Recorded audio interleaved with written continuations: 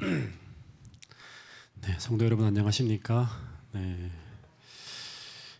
예, 정말 다른 곳에선 지금 그 3단계로 해서 5명 이상 모이지 않는 그런 초유의 사태가 벌어지고 있지만 그래도 하나님께서 은혜를 베푸셔서 아직까지는 20명까지 비대면을 원칙으로 하지만 방송 준비를 위해 필요한 인력 20명까지는 허락해 준 것에 대해서 다소간의 위로가 됩니다. 왜냐 그러면 이번 안식일 오후에 정말 송년음악회를 우리가 준비하고 있는데 그 5명까지 제한을 두게 되면 그것도 참 진행하는 데 어려움이 있었는데 하나님의 은혜가 아직까지 함께 하신다는 생각이 듭니다.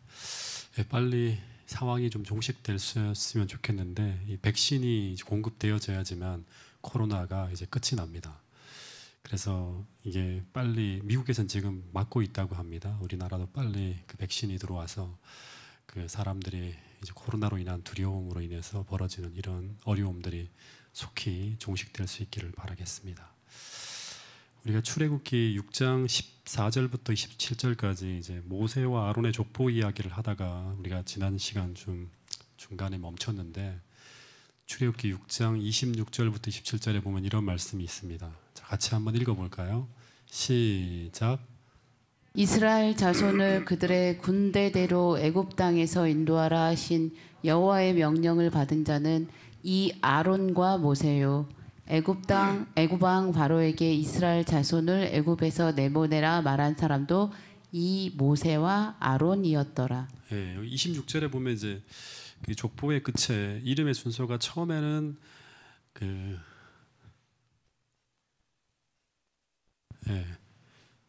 아론이 먼저 나와요, 그렇죠? 아론과 모세라고 했다가 그 다음에는 이제 다시 모세와 아론으로 순서가 바뀌어지는 걸 볼 수 있습니다. 그러니까 의도적으로 이렇게 쓴 거죠. 이게 어떤 의미인가 하면 처음에는 족보 자체에는 이 아론과 모세 둘 중에 아론이 형이기 때문에 족보상으로는 그 모세보다 아론이 앞서 나오지만 이어지는 역사적 사건을 내다보면서 이스라엘의 구원자로서의 모세의 직임이 아론보다 앞선다는 것을 이야기하고 있습니다. 근데 여기서 우리가 지난 시간 이제 끝날 때쯤 제가 이런 말씀을 했는데 왜 성경은 모세를 아론보다 앞세울까 하는 것입니다. 그 모세는 아론보다 나이도 적어요, 그죠? 동생입니다. 그리고 말도 어눌하고 재능도 좀도 못하지만 그런데 하나님이 이 모세를 아론보다 더 위에 세울 수밖에 없는 이유를 말씀하시는 한 사건이 나옵니다. 어디에 나오죠? 민수기 12장에 보면 1절부터 9절까지 쭉 내용에 보면 이제 먼저 2절에 이런 내용이 나옵니다. 미리암과 아론이 반기를 들고 이제 모세에게 대항해서 이렇게 이제 반역을 일으키는데 미리암과 아론이 모세에게 반기를 든 이유가 뭐냐 그러면 하나님이 모세와만 말씀하시냐 우리와도 말씀하신다고 주장하면서 모세에게 반기를 드는데 근데 실제로 이제 이 출애굽기 6장 26절에 보면 이제 여호와의 명령을 받은 자가 모세만이 아니라 아론과 모세라고 분명히 이야기하고 있습니다. 그래서 우리도 하나님과 교통을 하고 하나님 말씀을 직접적으로 듣고 있는데 그래서 아론은 모세가 마치 자신들보다 더 높은 위치에 있는 것처럼 즉 통치자처럼 자신들과 의논하지 않고 직접 통치하는 그 권위를 인정할 수 없다, 받아들일 수 없다고 하면서 반역을 일으켜요. 실제로는 이제 70명의 장로를 이렇게 세우는 부분에서 이 이드로의 어떤 의견을 반영해서 바로 발표하다 보니까 이 미리암과 아론과 의논하지 않은 것 때문에 마음이 상해서 질투심으로 말미암아 이런 이제 반역이 일어납니다. 이때 하나님이 이 말씀을 듣고 이 갈등을 심판하시는데 어떻게 심판하는가 하면 우리가 잘 아는 대로 민수기 12장 3절에 보면 모세가 미리암이나 아론보다 더 높임을 받는 이유는 뭔가 하면 이 모세의 무엇이 온유함이라고 하는 거예요. 온유함이 세상의 모든 사람보다 더 높다고 하는 거예요. 더 많다고 하는 거예요. 이 말은 모세가 미리암이나 아론보다 더 높임을 받는 것은 무엇이? 품성이라고 하는 거죠. 우리 창세기에서도 계속 이제 나오는 거죠. 예. 이 품성이 더 온유하다고 하는 거예요. 더 훌륭하다고 하는 거예요. 그러면서 또 하나를 말씀하시는데 어떤 내용이 나오는가 하면 이제 이런 말이 나와요. 이르시되 내 말을 들으라. 너희 중에 선지자가 있으면 나 여호와가 환상으로 나를 그에게 알리기도 하고 꿈으로 그와 말하기도 하거니와. 그 아론이나 미리암 같은 선지자들에게는 꿈이나 환상으로 자신의 뜻을 알리지만 모세에게는 그렇게 하지 않았다고 하는 거예요. 모세에게는 그렇게 하지 않았다고 하는 거예요. 그러면서 모세와는 내가 대면하여 말씀하신다고 합니다. 그러니까 이 말은 그에게 메시지를 전달하는 방법이 모세에게는 더 직접적이었다고 하는 거죠. 그리고 더하여서 모세는 하나님의 형상을 직접 대면하여 본 사람이라고 합니다. 이 말은 모세는 미리암이나 아론보다 더 정확하게 하나님이 어떤 분인지, 그리고 그분의 뜻이 무엇인지 더 분명하게 이해하고 있는 존재가 바로 누군가 하면 모세라고 하는 거예요. 다시 말해서 이 말은 모세가 미리암이나 아론보다 하나님을 더 가까이 만나고 교제하는 사람이라고 하는 것입니다. 이것을 뭐라고 하는가 하면 영성이라고 해요. 예. 하나님과 계속 직접적으로 우리가 교통하고 이제 하나님의 뜻을 계속 밝히 알고 하는 그런 것들은 이제 우리의 영성을 통해서 이렇게 이루어지는 것이거든요. 근데 모세가 이런 영성을 소유하고 있는 이유가 무엇인가 하면 하나님이 모세와 아론과 미리암을 차별해서 그런 것이 아니라 그 이유는 바로 무엇인가 하면 모세의 품성이 예수님과 거의 같기 때문이에요. 이 온유함이 지면의 모든 사람보다 승하다. 더 훌륭한 사람은 예수님밖에 없죠. 그죠? 그러니까 이런 말이 나오는 것은 바로 이제 모세와 예수님이 거의 품성이 비슷하다고 하는 거예요. 부조화 선지자 384페이지에 보면 이런 말씀이 있습니다.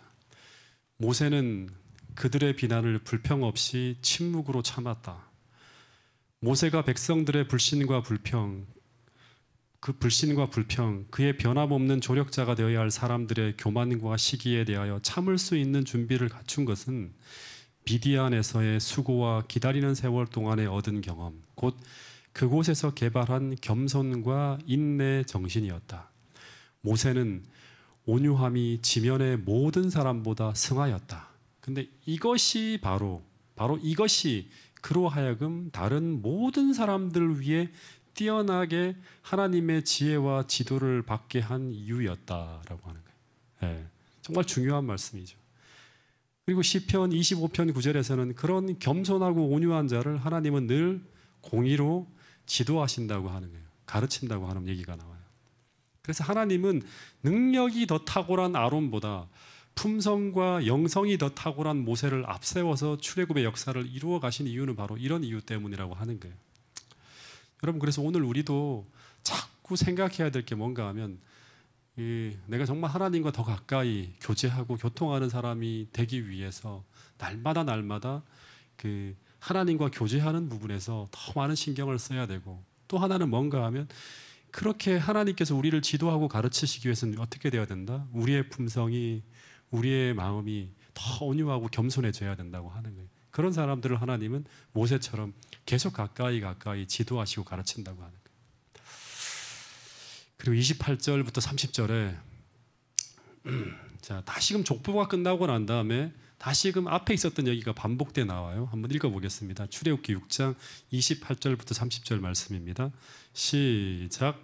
여호와께서 애굽 땅에서 모세에게 말씀하시던 날에 여호와께서 모세에게 말씀하여 이르시되 나는 여호와라. 내가 내게 이르는 바를 너는 애굽 왕 바로에게 다 말하라. 모세가 여호와 앞에서 아뢰되 나는 입이 둔한 자이오니 바로가 어찌 나의 말을 들으리이까. 여러분, 하나 물어볼게요. 출애굽기의 저자가 누굽니까? 출애굽기의 저자가 모세죠, 그렇죠? 네. 근데 모세가 계속 이제 출애굽 서두에 어떤 이야기를 하는가 하면 자신의 우유부단함, 네. 그리고 자신의 언변의 어눌함, 내가 말을 잘 못해요. 그리고 자신의 어떤 나약한 약점을 출애굽기 1장부터 지금 6장까지 계속 드러내고 있어요. 예. 근데 이렇게 자신의 약점을 이렇게 사실대로 기록한 것은 어떻게 보면 의도적이라고 할 수 있는데 모세는 지금 이런 이야기를 하고 있는 거예요.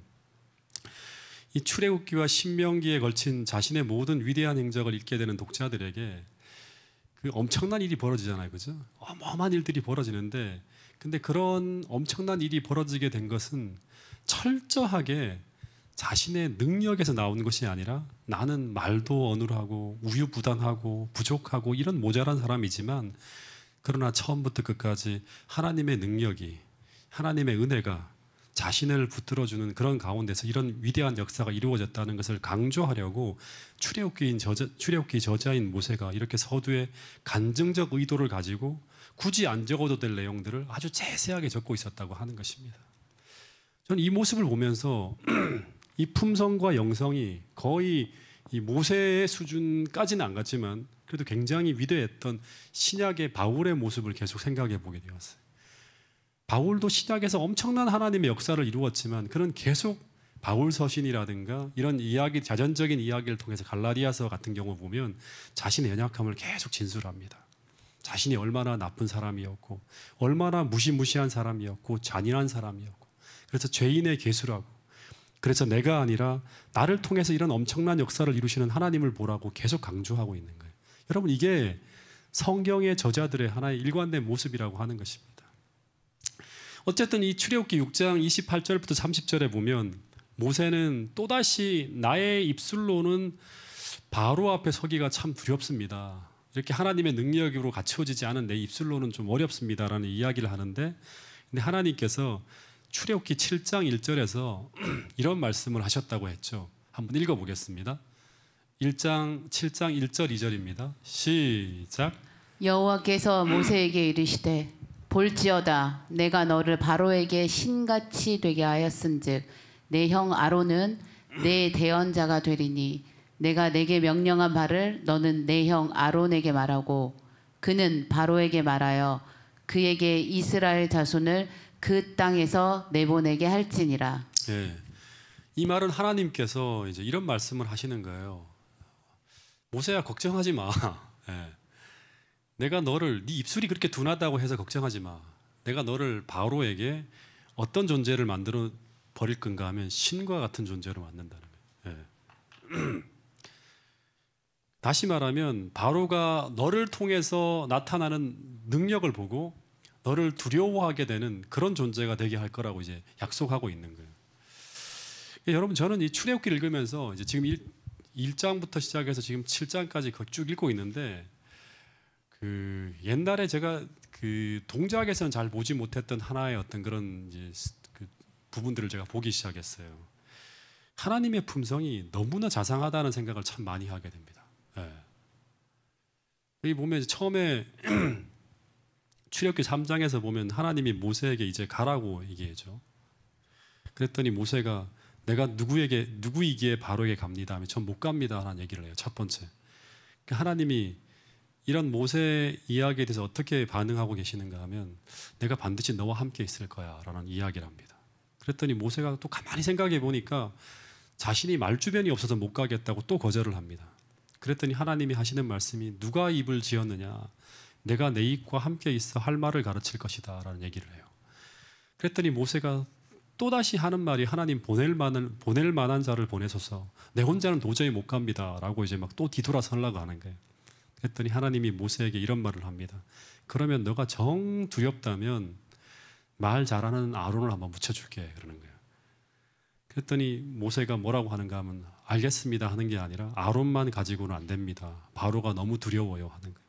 그랬더니 모세야, 그러면 내가 바로 앞에서 너를 신 같은 존재가 되게 해줄 거야. 그러니 두려워 말고 다시 가라고 하는 이야기를 하는 거예요.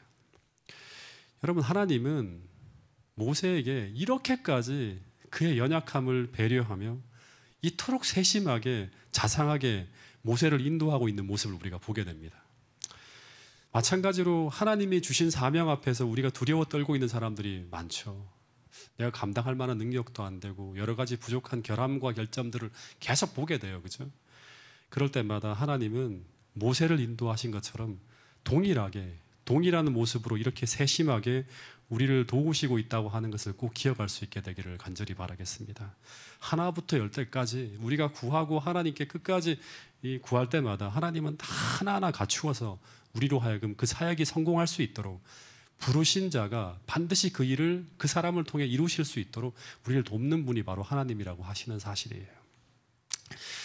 근데 7장 1절부터 2절에 보면 좀 하나 우리가 중요하게 또 하나의 교훈을 우리가 배울 수 있는 게 있는데, 하나님께서는 모세에게 너에게 이 일을 성취시키기 위해 너를 바로 앞에서 신처럼 되게 하실 것이라고 하는데, 이 말이 무슨 의미인가 하면, 신처럼 된다고 하는 이 말은 무엇을 말하는 거죠? 하나님의 약속을 이루기 위한 능력, 하나님의 능력, 곧 성령 하나님께서 그를 통해서 일하실 수 있도록 그렇게 하겠다고 하는 거예요. 성령의 능력을 약속하는 거죠. 근데 하나님은 모세에게만 이렇게 하실까요? 하나님은 당신의 일을 주의 종들에게 맡기실 때 하나님은 모든 사람들에게 그 사명에 헌신할 때 두 가지를 보증해 준다고 하는 거예요. 두 가지를. 이 두 가지 중에 하나라도 없으면 우리는 성공하지 못해요. 첫 번째는 뭔가 하면, 그러니까 우리가 가지고 있는 자원이 두 가지예요. 첫 번째는 뭔가 하면 하나는 하나님의 말씀이에요. 또 하나는 뭔가 하면 이 말씀을 이루기 위한 능력이에요. 그러니까 우리의 능력이 아니라 하나님의 능력이에요. 이 두 가지를 가지고 우리는 하나님의 사업에 나가야 돼요. 이 두 가지 중에 하나라도 없으면, 하나라도 우리가 받는데 실패하면 우리는 아무것도 할 수 없어요. 말씀이라고 하는 것은 약속의 빛이죠. 그러니까 이것을 하나님께서 하라고 하는 건 뭐냐고, 이걸 이루겠다고 하는 약속이에요. 거기에 대한 빛이 없으면 안 되고, 두 번째는 뭐냐면 그것을 이룰 수 있는 능력, 어떻게 보면 성령의 임재와 같은 거예요. 말씀이 주어졌는데 능력이 없다, 성령이 결핍되어졌다. 다시 말해서 말씀을 통해 비전도 갖고 있고 우리가 가야 될 방향도 다 알았어요. 성경을 다 공부하면서. 근데 능력이 없다면 그 사람은 아무것도 할 수 없어요. 만약 또 하나는 말도 안 되는 것이지만 능력은 있는데 말씀이 없다면, 다시 말해서 능력은 가지고 있으나 말씀이 없다면 우리가 가야 할 방향이 분명치 않다고 하는 것이잖아요. 그럼 이러면 또 아무것도 할 수가 없어요. 그래서 하나님의 일을 감당하는 데 있어서 가장 중요한 두 가지의 자원은 하나님의 능력과 하나님의 말씀이라고 하는 거예요. 마태복음 25장에 보면 이제 마지막 시대에 열처녀의 비유가 나오잖아요. 그렇죠? 근데 열처녀의 비유 중에서 주의 재림을 맞이하는 지혜로운 처녀는 뭐와 뭐를 가지고 있죠? 뭐와 뭐를 가지고 있습니까? 등과 함께 기름을 가지고 있죠. 등은 하나님의 말씀이고 기름은 뭐예요? 그것을 이루어주는 능력이에요. 능력. 이 두 가지를 가지고 있다고 하는 거예요. 그래서 우리가 늘 하나님의 일을 행하는 데 있어서 이 두 가지를 날마다 구해야 되고, 그리고 이 두 가지를 받는데 실패하지 말아야 됩니다. 다시 말해서 우리에게는 빛이 있어야 되고, 두 번째는 능력이 있어야 된다고 하는 거예요. 근데 모세는 이 두 가지의 보증을 가지고 지금 바로에게, 그리고 이스라엘 백성들에게 나아가는 거예요. 성공이 보장되어져 있는 거죠. 근데 3절에 보면 이제 재미있는 이야기가 나와요. 3절에 보면 하나님은 이제 바로를 더 이상 설득할 것을 포기하라고 말하고 있습니다. 내가 말을 가지고 바로를 설득해야 되는데, 제압을 해야 되는데 어떻게 능력이 없네, 어떻게 합니까? 하라 했더니 하나님께서 말씀하시는 게 3절에 보면 이제 바로를 더 이상 설득할 것을 포기하라고 하는 거예요. 그 이유는 뭔가 하면 이 바로의 마음이 너무나 완악해져서 그를 변화시킬 수가 없다고 말씀하시는 거예요. 참 무서운 표현이죠. 이 바로는 이제 심판받은 거예요. 다시 말해서 그에게는 아무리 많은 구원의 기회가 주어진다 하더라도, 다시 말해서 너가 아무리 지혜롭고 능력 있는 말씀으로 바로에게 이야기한다 할지라도 바로는 끝까지 너의 말을 듣지 않을 것이라고 하는 거예요. 예수님이 바리새인들 앞에 100년 1000년 얘기해 보세요. 구원받나? 그렇지 못하죠. 그렇죠? 그 이유는 바로 뭔가 하면 바로는 이미 사단과 하나가 되어서, 쉽게 말하면 너무나 교만해져서 전혀 하나님의 말씀을 들을 수 있는 귀가 없다고 하는 거예요.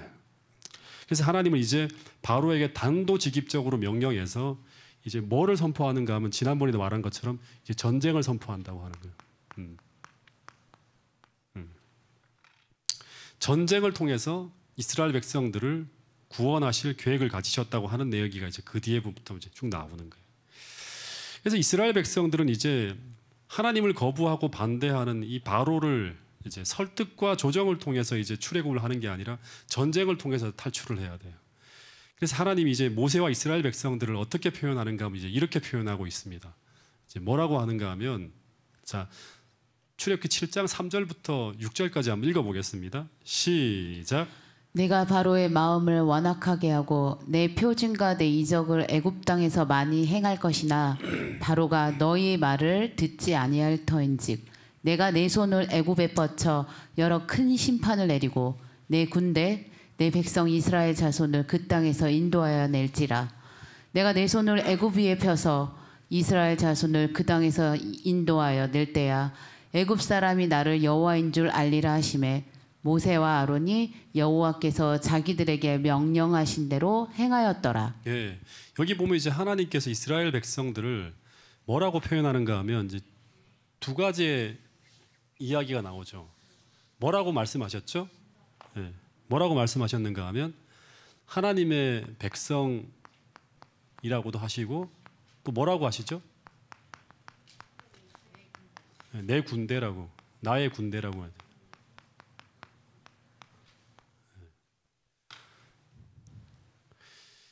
그 재림교회에서의 어떤 그런 성경관 중에 하나가 대쟁투 사관으로 이제 성경을 읽어 나가요. 그러니까 하나님의 백성으로 부름 받은 사람들은 선악의 대쟁투에서 하나님의 군대로 부름을 받았다고 하는 거예요. 근데 지금 이 하나님께서 출애굽 당시에 이스라엘 백성들을 이제 바로의 백성이 아니라 하나님의 백성이라고 딱 선언하신 후에 그 다음에 이 백성은 곧 자동적으로 누구다? 나의 군대다라고 표현하고 있어요. 이 말은 하나님께서는 바로라는 인간이 사단의 대리자로 딱 섰잖아요. 하나님 명령을 거역하고 막아요. 하나님의 뜻을 막고 하나님을 대항해 싸우려고 맞서고 있는 상황에서 하나님은 이제 하늘의 천사를 보내어 싸움을 싸우는 게 아니라 이스라엘 백성이라는 하나님의 군대를 통해서 이 불순종하는 악의 세력과 싸우겠다고 하는 거예요. 근데 문제는 뭐냐 그러면 당시 이스라엘 백성들은 현재는 누구의 종이에요? 바로의 종이고 바로의 노예들이에요. 하나님 백성이 아니라 지금 현재 형편들은 전부 다 하나님의 이스라엘 백성들은 전부 다 바로의 노예예요. 바로의 노예. 네. 형편이나 상황이나 모든 제도나 모든 그런 어떤 형편들이 그래서 당시 세상적 형편에서는 그들은 전혀 하나님의 군대가 될 수 없는 상황입니다. 그래서 그들이 1차적으로 해야 될 일이 무엇인가 하면 그들은 모세와 아론을 통해서 하나님께서 자신들을 하나님의 선한 싸움을 위해 이 출애굽을 위해 부르셨다는 이 부르심에 어떻게 해야 된다? 응답하여 먼저는 이제 더 이상 그들은 자신을 바로의 노예로 여길 것이 아니라 죄의 종으로 여길 것이 아니라 이제는 스스로를 하나님의 군사로 여기는 믿음이 필요하다고 하는 거예요. 근데 이것이 쉽지 않습니다. 왜냐하면 당시 아직은 상황이나 환경이나 모든 여건이 여전히 자신들이 바로의 노예이고 그런 노예를 취급을 받고 있어요. 지금도. 그리고 그 압박과 힘을 지금도 느끼고 있는 거예요. 그래서 그들은 그것을 인정하지 않고 부인해야 되는데 부인을 하게 되면 어떤 일이 벌어지죠? 당장 밥줄이 끊어지고 그리고 채찍이 날아오고 그리고 심지어는 이 바로의 칼이 날아와서 자신들의 생명을 위협할 수도 있는 그런 상황을 맞게 될 수도 있다고 하는 거예요. 근데 이제 하나님께서는 그렇게 믿음으로 즉 그렇게 여기며 나아갈 때 하나님은 당신의 팔을 펼치면서 약속만 하는 거예요. 지금 현재 이루어진 게 아니라 그 믿음을 가지고 나가면 어떤 일이 펼쳐진다? 당신의 팔을 펼치며 큰 능력으로 그 믿음에 역사하셔서 너희를 대신해서 바로의 모든 사슬을 끊어주실 것이고 너희들에게 진정한 해방을 경험하게 해주실 것이라고 약속하는 거예요. 다시 말하면 이 말씀에 너희들이 믿음으로 합하여 나갈 때 그 말씀에 함께하는 능력이 나타난다고 하는 거예요. 이 중요한 어떤 그런 이 신앙적 원리가 나오는 거예요. 여기서요. 여러분 하나님은 이제 이스라엘 백성들을 하나님의 군대로 부르셨다고 합니다. 부르시는 거예요. 우리를 부르시는 것처럼 이스라엘 백성들을 부르는 거예요. 근데 아직은 그들이 볼 때 스스로 그렇게 여길 수 있는 형편은 안 돼요. 그런데 하나님은 어떻게 알아? 현재의 형편과 관계없이, 즉 그런 느낌이 느껴지지 않을지라도 하나님께서 그렇게 말씀하셨으니 내 상황과 관계없이 스스로 그렇게 여기고 믿고 나가라고 말하고 있는 거예요. 이게 믿음이에요. 여러분, 바울 서신 중에서 로마서나 고린도전서에 보면 이런 이야기가 많이 등장하는데, 사도 바울은 우리가 그리스도를 믿는 믿음 안으로 우리가 들어오게 될 때, 우리가 그리스도를 믿을 때 어떤 일이 벌어진다? 새로운 피조물로 재창조된다고 하는 이야기가 그 로마서 8장 1절에 보면 나오죠. 그죠? 예. 그리고 또 어떤 이야기가 있죠. 요한복음 1장에 보면 영접하는 자, 곧 그 이름을 믿는 자들에게는 하나님의 자녀가 되는 뭐를 준다? 하나님의 자녀가 되는 뭐를 준다? 권세를 준다고 하는 거예요. 새로운 피조물이 될 것이고 하나님의 자녀가 되는 권세를 준다고 하는. 근데 그 아직은 스스로를 보면 그 권세가 내 안에 들어왔다고 하는 게 느껴집니까? 안 느껴집니까? 안 느껴질 때가 많죠. 예. 그리고 아직은 내가 보기에는 새로운 피조물 같지가 않아요. 침대를 딱 받고 났는데도 여전히 돼지고기가 먹고 싶고, 예. 여전히 오징어 냄새가 나오면 막 굉장히 끌리잖아요. 그죠? 그런 일들이 벌어지잖아요. 그죠? 근데 하나님은 새로운 피조물을 어떻게 알아? 여기라고 하는 거예요. 예. 여긴다고 하는 건 뭐냐 그러면 그 약속의 말씀을 믿는다고 하는 거예요. 실제로 로마서 6장 11절에 보면 이런 말씀이 있죠. 자, 한번 읽어볼까요? 로마서 6장 11절 시작. 이와 같이 너희도 너희 자신을 죄에 대하여는 죽은 자요 그리스도 예수 안에서 하나님께 대하여는 살아있는 자로 여길지어다. 네, 여길지어다로 하는 이 말이 참 중요해요. 이와 같이 너희도, 로마에 있는 그리스도인들이 전부 다 죄에 대해 죽은 자인가요? 그렇지 않죠. 여전히 죄에 대해서 투쟁하고 있는 자예요. 그러나 너희들은 예수님이 십자가에 달려 돌아가실 때 너희들은 그리스도와 함께 십자가에 못 박혔고 죄에 대하여 죽은 자로 그렇게 그 스스로 여겨야 된다고 얘기하는 거예요. 그리고 그리스도 예수 안에서 하나님께 대하여 살아있는 자로 여길지어다고 하는 거예요. 이 말씀을 믿고 그대로 행하라고 하는 게 로마서 6장 11절의 말씀이에요. 세상은 나를 그렇게 보지 않지만, 환경이나 상황은 여전히 내가 하나님의 군대인지 잘 느껴지지 않을지라도 약속의 말씀이 그렇게 말씀하고 있다면 그 말씀을 믿고 그렇게 여기고 그렇게 행동하면 나가라고 하는 거예요. 그렇게 나아가면 그것을 실현하는 하나님의 능력을 경험하게 된다고 하는 것이 성경의 원리예요. 그런데 이거를 잘 우리는 믿지 않아요. 예. 여러분, 이게 믿음의 법칙인데요.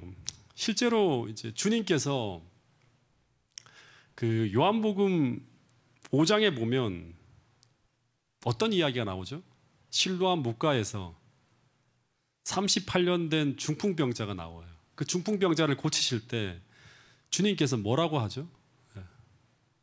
뭐라고 말씀하셨는가 하면 요한복음 5장 8절에 보면 주님께서 다 낫게 하고 난 다음에 자, 튼튼한 다리, 튼튼한 발 다 보이지? 다 고쳤어. 고쳤으니까 이제 걸어, 침상을 들고 걸어가라고 한 게 아니라 주님께서 뭐라고 하는가 하면 아직 병상에 누워 있는데 뭐라고 하는가 하면 이제 너는 다 나았으니 내 침상을 들고 걸어가라고 말씀하셨다고 합니다. 근데 중풍병자가 볼 때 아직 그는 다 나았다는 느낌이 들지 않아요. 네. 여전히 팔과 다리는 쇠약한 모습을 하고 있고 여전히 그는 병들어 있다고 느껴지고 있었지만, 그런데도 주님은 뭐라고 말씀하시는가 하면 주님의 말씀을 믿고, 즉 그렇게 여기고 행동하라고 하는 거예요. 근데 그가 그 말씀을 의지해서 어떻게 했다? 그렇게 여기고 다 나았다고 여기고 행했을 때 그 믿음이 그 하나님의 말씀과 합하여 움직이게 될 때 그 말씀이 뭐가 되어지는, 현실이 되어지는 능력이 나타난다고 하는 거예요. 네. 네. 여러분, 하나님은 당시 이집트의 노예로 있는 이스라엘 백성들을 노예가 아닌 이제는 너희들은 하나님의 백성, 즉 하나님의 군대라고 말씀하셨어요.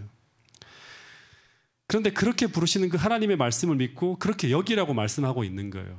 그런데 이스라엘 백성들이 정말로 하나님의 군대가 되려면 얘기한 것처럼 이 하나님의 선언만 가지고 되는 게 아니에요. 그 말씀을 받아들이는 뭐가 필요하다? 그렇게 여기고 믿고 행하는 믿음이 필요한 거예요. 이 선언이, 하나님의 선언이 이게 이제 말씀이죠. 그리고 이게 명령이에요. 이게 중풍병자, 38년 된 중풍병자의 믿음과 합하여질 때 하나님의 선언이 뭐가 되어진다? 현실이 되어 나타나는 능력이 펼쳐지는 거예요. 예. 그래서 이스라엘 백성들이 정말로 하나님의 군대가 되려면 이 선언만 가지고는 안 되고 그 말씀을 받아들이는 뭐가 나타나야 된다? 믿음의 행동이 나타나야 된다고 하는 거예요. 그것은 바로 이스라엘 하나님께서 이 백성들을 이제 군대라고 하면 어떻게 돼요? 지휘에 나가실 때, 싸움을 위해 지휘에 나가실 때 이제 이스라엘 백성들이 스스로를 하나님의 군대로 여기고 바로의 모든 명령을 부정해야 돼요. 하나님의 명령에 부딪히는 모든 바로의 명령을 부정하고 거부하고 죄에 대하여는 죽은 자로 여기고 하나님에 대하여는 살아있는 자로 여기는 그러한 행동들이 나타나야 되는 거예요. 그래서 그 지휘관이신 예수님의 말씀에 순종함에 따를 때 이스라엘 백성들은 실제적으로 이제 더 이상 이집트의 노예 집단이 아닌 하나님의 군대로 입증되어지는 변화가 나타나게 된다고 하는 거예요. 그걸 실현하는 과정이 뭐예요? 이 출애굽의 역사의 과정이죠. 네. 여러분 여기서 이제 마지막 하나만 좀 더 얘기하고 우리 기도하는 시간을 가질 텐데요. 제가 이 군대라고 하는 용어를 보면서 이 군대라고 하는데 이 군대라고 하는 용어를 보면서 마지막 때 영적 출애굽을 경험하는 하나님의 마지막 백성이 등장하는 계시록 14장에도 하나님의 군대가 등장하죠. 그 하나님의 군대가 어떤 용어로 등장하나요?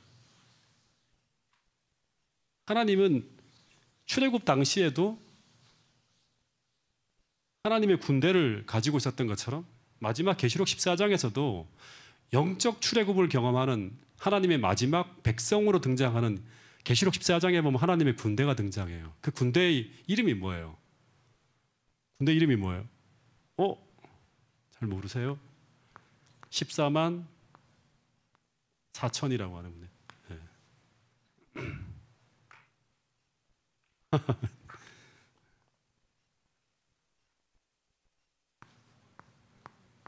14만 4천이에요. 네.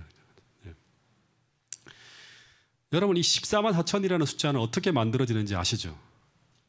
14만 4천이 어떻게 만들어지죠? 어떻게 만들어지죠? 12 곱하기 12 곱하기 1000 이게 14만 4천이에요. 네. 그 10이라는 숫자는 처음에 앞에 나오는 10이라는 숫자는 구약의 하나님 나라의 기초가 되는 12지파 그리고 두 번째 등장하는 12는 신약의 교회가 기초가 되는 12사도를 상징해요. 이게 계시록 12장에 등장하는 달을 밟고 있고 그 다음에 해를 등에 입고 있고 12별의 면류관을 쓰고 있는 한 여자의 모습으로 나타나는 그 순결한 여자의 모습이지. 이걸 거의 상징해요. 똑같이. 근데 이들이 믿음의 기반을 둔 이 하나님의 백성들이 1000명 단위로, 이 1000이라고 하는 건 1000명 단위로 이제 묶여져서 마지막 때 144개의 조직으로 편제되어지는 거예요.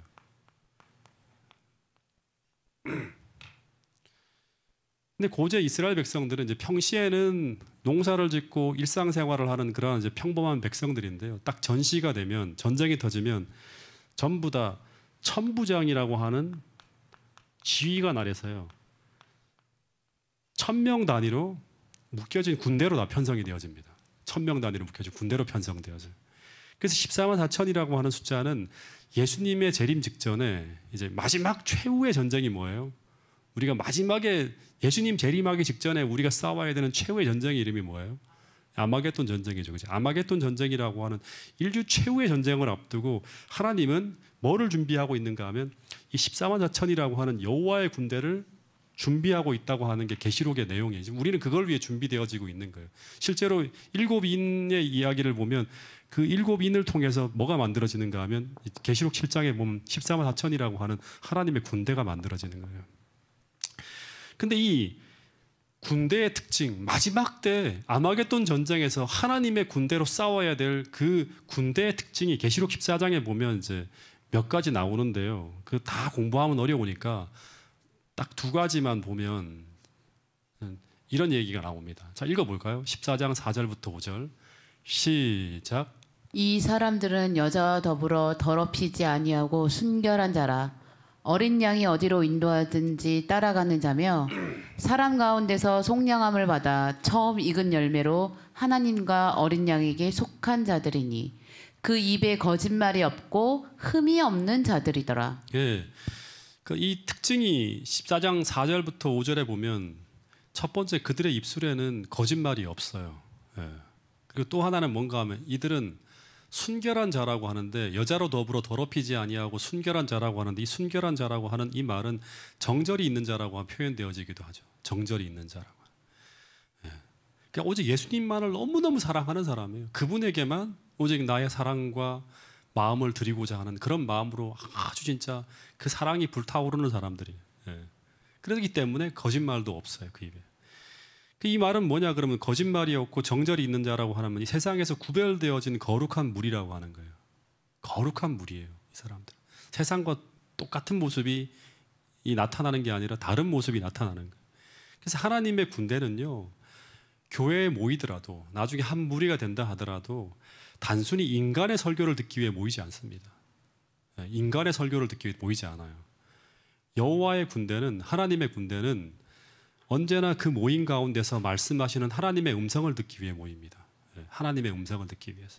그리고 그들은 그 말씀이 이끄시는 곳이라고 하면 그들의 마음에 맞지 않는다 하더라도 그리고 그곳이 그 어떤 곳이라 하더라도 거부하지 않고 그 말씀 앞에 순종하며 나가는 자들이라고 하는 거예요. 그래서 그들은 어린 양이 어디로 인도하든지 따라가야 돼요. 그 지휘관이 우리를 어디로 인도하든지 순종하며 따라가야 돼요. 공격 명령이 내리면 죽으러 간다 하더라도 가야 돼요. 그들은. 예. 홍해로 들어가라면 가야 돼요. 요단강 속으로 창이란 물이 있는데 왜 들어가야 됩니까? 묻지 않아요. 그냥 가는 거예요. 예. 그래서 그들은 자신의 모든 것으로 하나님께 영광을 돌리는 이 첫째 천사의 기별, 즉 새 천사의 기별을 받아들인 무리들이 바로 뭔가 하면 14만 4천이라고 하는 거예요. 군대는 순종해야 돼요. 여러분 그런데 현재 우리는 우리 자신들의 모습을 보면 여전히 악한 생각과 악한 본성에 우리는 이끌리고 있다고 하는 거예요. 예. 이게 문제, 이게 딜레마예요. 예. 그래서 우리는 어떻게 해야 되는가? 사도 바울의 주기야기를 보면 끝없이 하나님의 말씀을 마음에 담으며 경건을 연습하고 훈련하며 싸워야 돼요. 싸워 나가야 돼요. 예. 그래서 하나님의 군대는 외부적인 적과도 싸워야 되지만 우리 마음속에서 벌어지는 이 전쟁터에서 계속 싸움이 벌어지고 있는 사람들이 누구인가 하면 14만 4천의 무리로 준비되어져 가는 무리라고 하는 거예요. 여러분 계시록 창세기 3장 15절에 보면 이 여자의 남은 무리의 특징 중에 여자의 후손의 특징 중에 하나가 뭐죠? 지난번 어린이 그 골든벨 할 때 얘기했죠. 하나님은 하나님의 여자의 후손에게는 뭐를 넣어주신다? 뭐를 넣어주신다? 어떤 하나의 마음을 넣어준다고 했잖아요. 그게 뭐예요? 무슨 마음이에요? 죄를 미워하는 마음, 사단과 원수가 되어지는 마음, 죄와 원수가 되어지는 마음을 넣어준다고 해요. 예수님이 넣어주신 그 마음, 죄와 원수가 되어지는 마음을 받은 그 사람들이 바로 누구인가 하면 여자의 후손들이에요. 그래서 그들 안에는 뭐가 일어난다? 끝없는 싸움, 투쟁이 벌어진다고 하는 거예요. 여러분 정말 당부드립니다. 절대로 가만히 있는다고 해서 절대로 우리 마음이 깨끗해지고 자연스럽게 순종이 가능해지고 하는 그런 순결한 마음으로 우리의 마음이 변화되어질 것이라고 절대 착각하지 마시기 바랍니다. 그런 일은 절대로 벌어지지 않아요. 예. 우리는 적극적으로 하나님 말씀을 마음에 담아야 되고 경건을 훈련하며 우리의 죄된 본성과 싸워 나가야 될 필요가 있는 사람들이라고 하는 사실을 잊어서는 안 돼요. 그게 예언의 신에 보면 계속 나오는 이야기들이에요. 예. 여러분 그래서 하나님의 거룩한 군대로 부름을 받은 한 사람 한 사람이 정말 어린 양이 어디로 인도하든지 순종할 수 있는 여호와의 군사가 되어 나타날 때 드디어 하나님은 그 군대를 이끌고 홍해를 건너고 광야를 지나서 가나안 병권까지 이끌고 가서 가나안 정벌을 위한 최후의 전쟁을 벌인다고 하는 이야기가 바로 출애굽기의 이야기고요. 그리고 마지막 때 그 전쟁을 위해서 동일하게 하나님이 준비하신다고 하는 것이 바로 계시록에 나오는 이야기라고 하는 것입니다. 여러분 그래서 그 여호와의 전쟁을 위해서 그들이 여호와의 군대가 되기 위해서 하나님은 계속 40년 동안이나 어떤 훈련을 시키는가 하면 구름 기둥과 불 기둥이 어디로 인도하든지 그 명령을 따라 행할 수 있는 훈련, 그 훈련을 끊임없이 시키는 거예요. 이 구름 기둥과 불 기둥이 움직이지 않으면 1년 동안에도 한 곳에 머물러 있어야 돼요. 그들은 떠나고 싶어도 가만히 있어야 돼요. 움직이면 어떻게 해야 돼요? 가는 거예요. 아무리 가기 싫어도 가야 되는 거예요. 근데 이 훈련을 받는데 실패하면 결국 그들은 어린 양의 군대가 되어지는데 실패하는 것입니다. 여러분, 그래서 그들이 가네스 바니아에서 전진하며 그 땅을 취하라는 명령에 순종하지 못하게 되고 결국 그들은 그 전쟁에서 패하게 되면서 여호와의 군대가 되는데 실패하게 되는 이야기가 그 민수기에 보면 나오는 이야기라고 하는 것입니다. 여러분, 오늘 우리도 이 마지막 시대에 여호와의 군대로 부름을 받고 있는 사람들이 바로 여러분과 저라는 사실을 기억하게 될 수 있기를 간절히 바랍니다.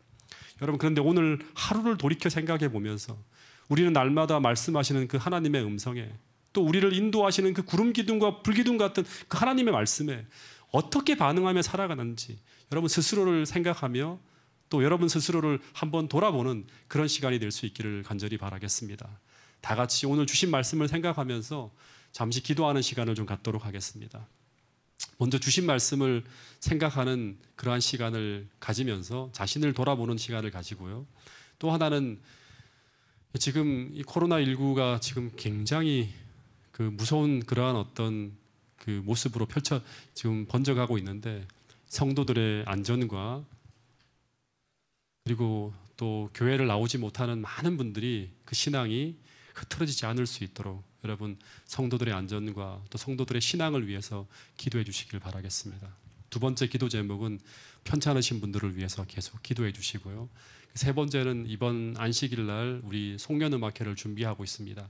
많은 분들이 이 마지막 한 해를 보내면서 하나님께 감사하고 또 내년을 우리가 맞이하기 위한 어떤 희망찬 메시지를 가지고 또 음악회와 순서를 준비했는데 아주 은혜스럽게 우리 비록 교회에 참석하지 못하지만 많은 분들이 그 순서, 준비된 순서를 통해서 은혜 받을 수 있도록 여러분 기도해 주시기 바라겠습니다. 그리고 2021년 사업 계획을 준비하는 각 부서장들과 또 교회 지도자들을 위해서 기도해 주시면 감사하겠습니다. 우리 개인 기도 시간을 가진 후에 마치는 순서를 갖도록 하겠습니다.